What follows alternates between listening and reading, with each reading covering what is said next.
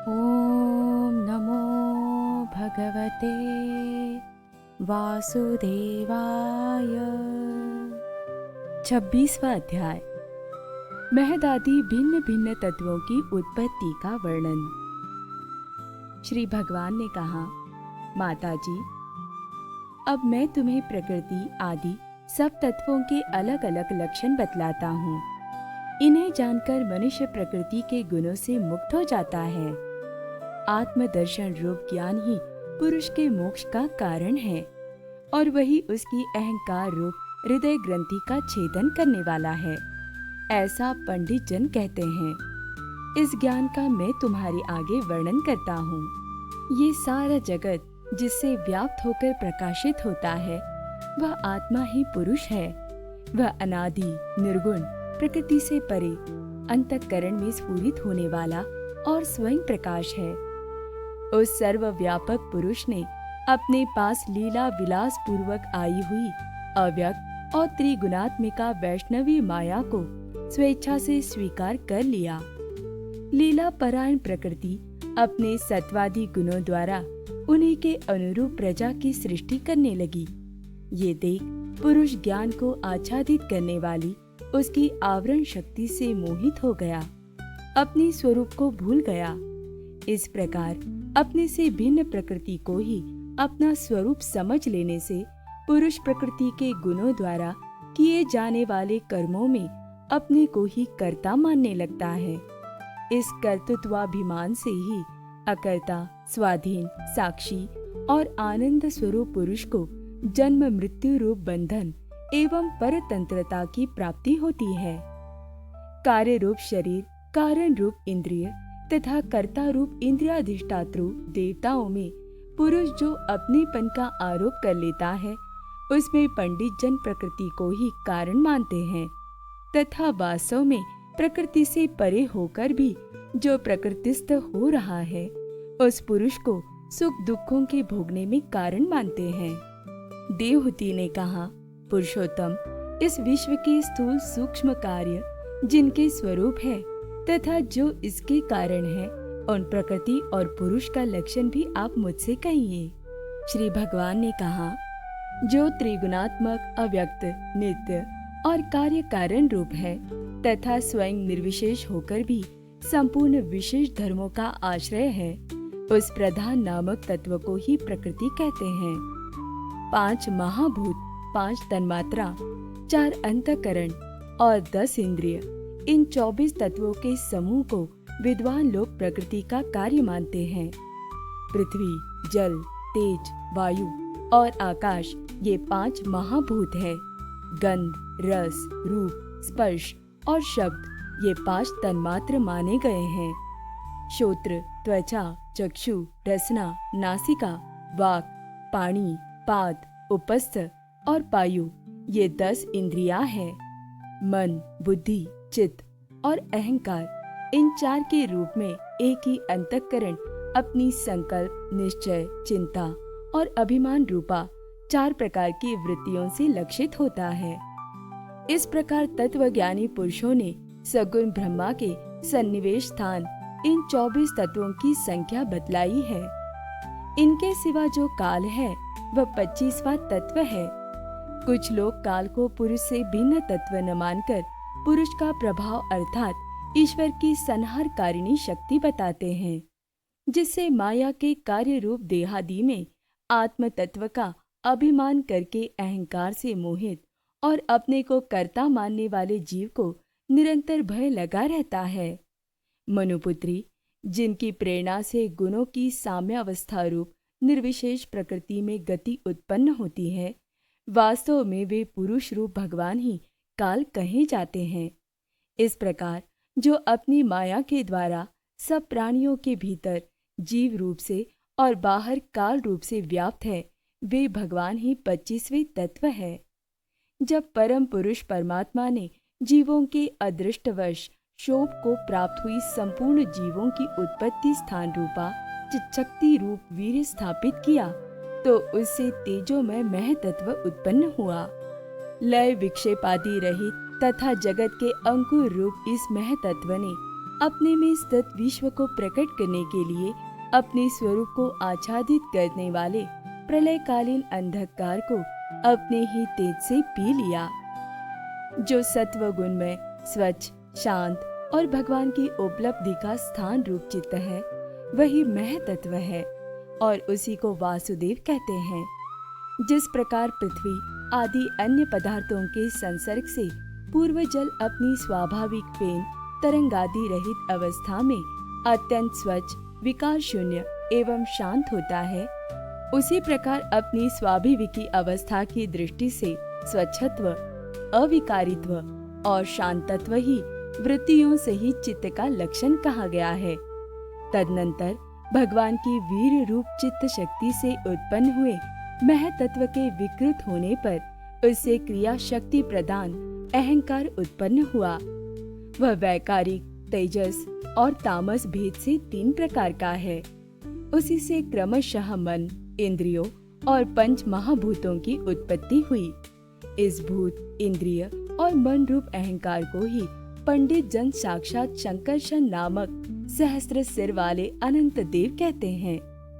इस अहंकार का देवता रूप से कर्तृत्व, इंद्रिय रूप से करणत्व और पंचभूत रूप से कार्यत्व लक्षण है तथा सत्वादि गुणों के संबंध से शांतत्व, घोरत्व और मूढ़त्व भी इसी के लक्षण हैं। उपर्युक्त 3 प्रकार के अहंकार में से वैकारिक अहंकार के विकृत होने पर उससे मन हुआ, जिससे संकल्प विकल्पों से कामनाओं की उत्पत्ति होती है।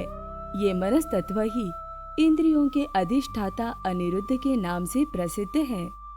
योगी जन शरतकालीन नील कमल के समान श्याम वर्ण वाले इन अनिरुद्ध जी को शनै शनै मन को वशीभूत करके आराधना करते हैं।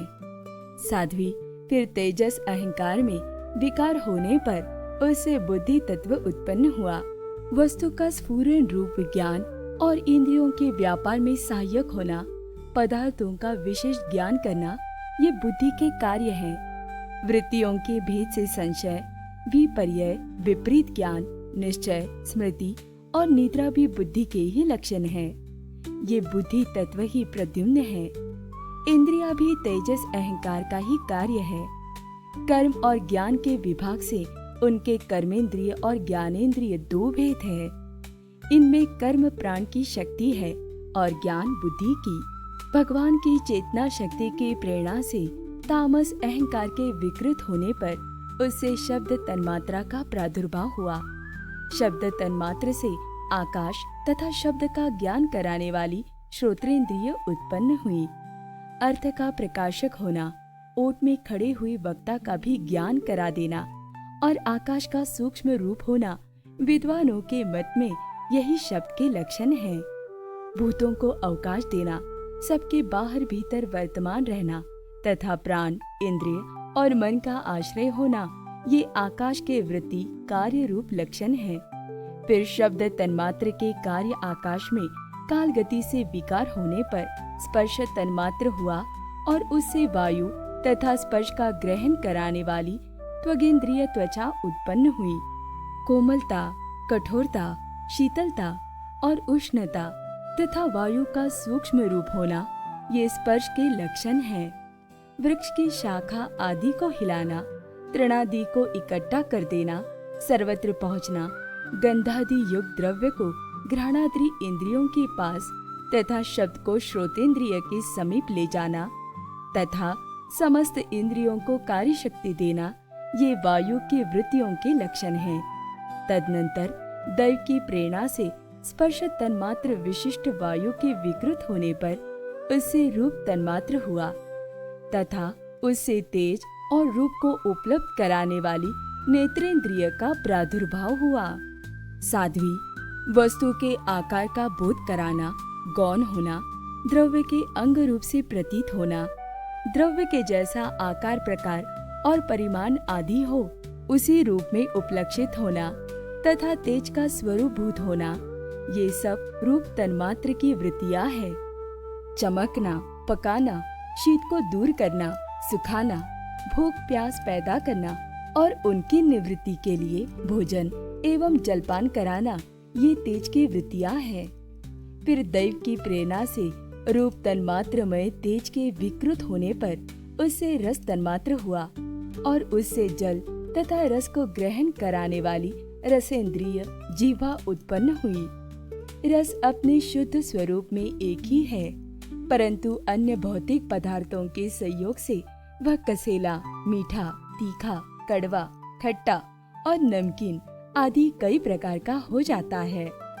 गीला करना, मिट्टी आदि को पिंडाकार बना देना, तृप्त करना, जीवित रखना, प्यास बुझाना, पदार्थों को मृदु कर देना, ताप की निवृत्ति करना और कुपादि में से निकाल लिए जाने पर भी वहाँ बार बार पुनः प्रकट हो जाना, ये जल की वृत्तियाँ हैं।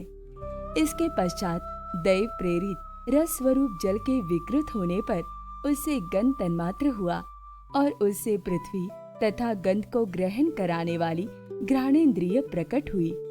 गंध एक ही है, तथापि परस्पर मिले हुए द्रव्य भागों की न्यूनताधिकता से वह मिश्रित गंध, दुर्गंध, सुगंध, मृदु, तीव्र और अम्ल, खट्टा आदि अनेक प्रकार का हो जाता है।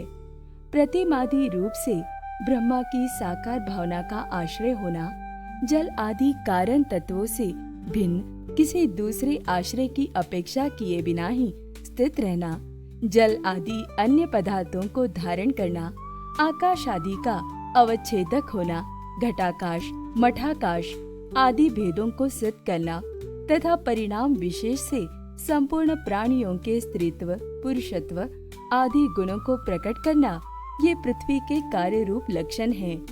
आकाश का विशेष गुण शब्द जिसका विषय है वह श्रोत्रेंद्रिय है। वायु का विशेष गुण स्पर्श जिसका विषय है वह त्वगिंद्रिय है। तेज का विशेष गुण रूप जिसका विषय है वह नेत्रेंद्रिय है। जल का विशेष गुण रस जिसका विषय है वह रसेंद्रिय है और पृथ्वी का विशेष गुण गंध जिसका विषय है उसे घ्राणेन्द्रिय कहते हैं।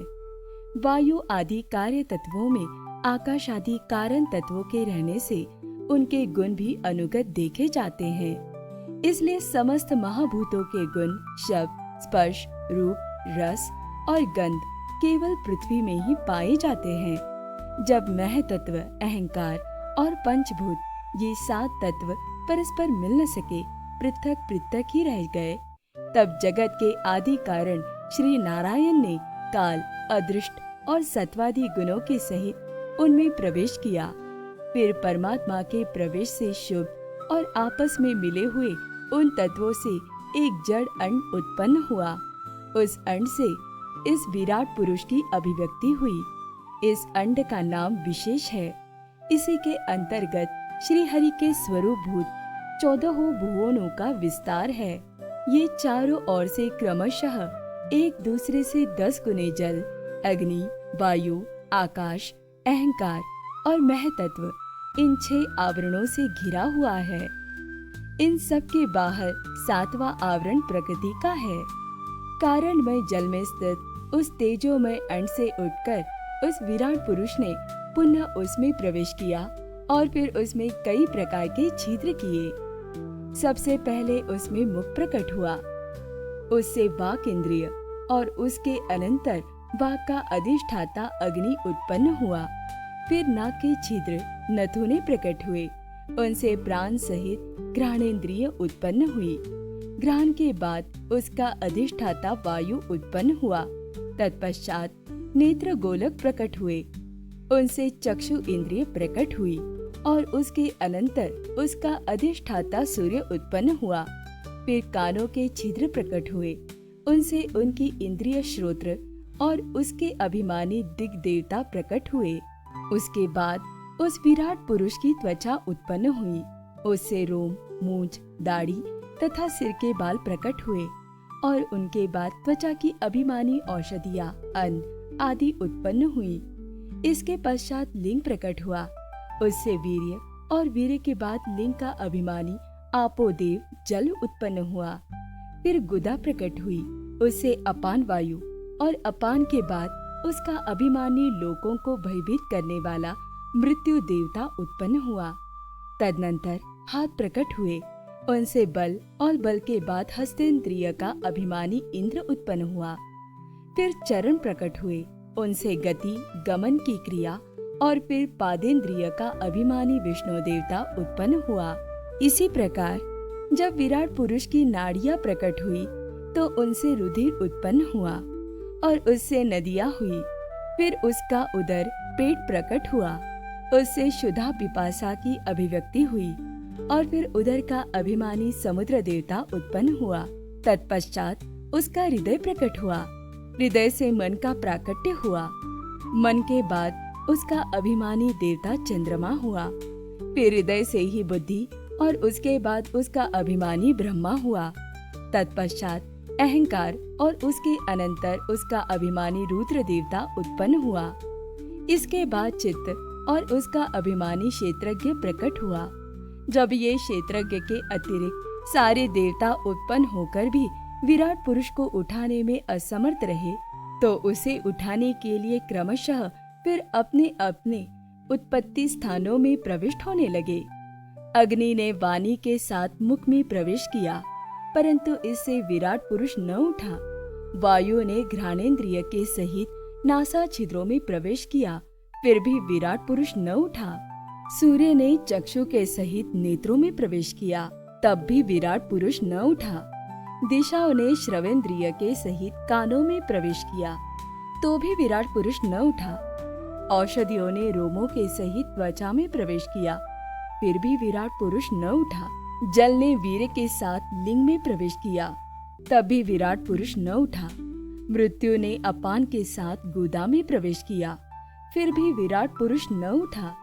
इंद्र के बल के साथ हाथों में प्रवेश किया, परंतु इससे भी विराट पुरुष न उठा। विष्णु ने गति के सहित चरणों में प्रवेश किया, तो भी विराट पुरुष न उठा। नदियों ने रुधिर के सहित नाड़ियों में प्रवेश किया, तब भी विराट पुरुष न उठा। समुद्र ने क्षुधा पिपासा के सहित उदर में प्रवेश किया, फिर भी विराट पुरुष न उठा। चंद्रमा ने मन के सहित हृदय में प्रवेश किया, तो भी विराट पुरुष न उठा। ब्रह्मा ने बुद्धि के सहित हृदय में प्रवेश किया, तब भी विराट पुरुष न उठा। रुद्र ने अहंकार के सहित उसी हृदय में प्रवेश किया, तो भी विराट पुरुष न उठा। किंतु जब चित्त के अधिष्ठाता क्षेत्रज्ञ ने चित्त के सहित हृदय में प्रवेश किया, तो विराट पुरुष उसी समय जल से उठकर खड़ा हो गया। जिस प्रकार लोक में प्राण, इंद्रिय, मन और बुद्धि आदि चित्त के अधिष्ठाता क्षेत्रज्ञ की सहायता के बिना सोए हुए प्राणी को अपने बल से नहीं उठा सकते, उसी प्रकार विराट पुरुष को भी वे क्षेत्रज्ञ परमात्मा के बिना नहीं उठा सकते। अतः भक्ति, वैराग्य और चित्त की एकाग्रता से प्रकट हुए ज्ञान के द्वारा उस अंतरात्म स्वरूप क्षेत्रज्ञ को इस शरीर में स्थित जानकर उसका चिंतन करना चाहिए। ओम नमो भगवते वासुदेवाय।